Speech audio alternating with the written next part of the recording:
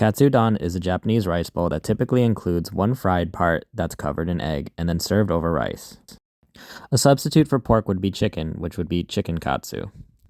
Today I'll be using pork chops, otherwise known as tonkatsu.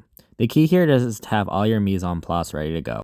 This dish comes together pretty quickly, and so therefore you're going to need your dashi and your onions ready to go. You will also need flour, egg wash, and panko. Another step to consider is really pounding out your meat.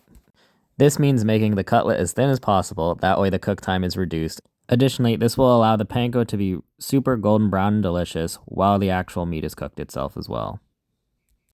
While I'm not a fan of deep frying, I've found that when doing katsu, it's better to shallow fry. So you're just going to need a little bit of oil here, and then to check it, you can add some breadcrumbs to see if they boil up. You will also want to have your rice cooked and your dashi heated up.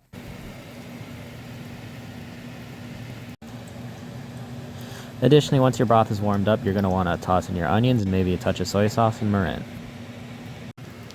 We can see the moisture slowly escape that's causing that browning on the breadcrumbs.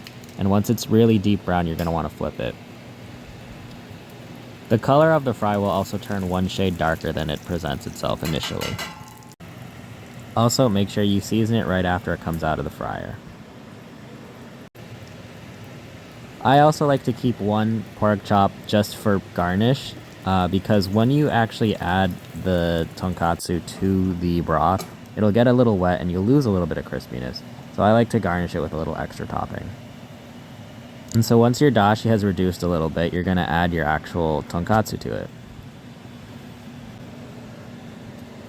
The next step will be to add the egg yolks.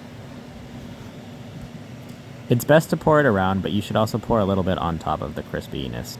The residual heat from the dashi should cook the eggs all the way through, so you don't have to worry about any salmonella.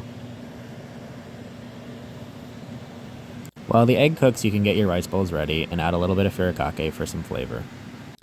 This is one of those dishes that is more than the sum of its parts and tastes really good. It's also super affordable and everyone should give it a try.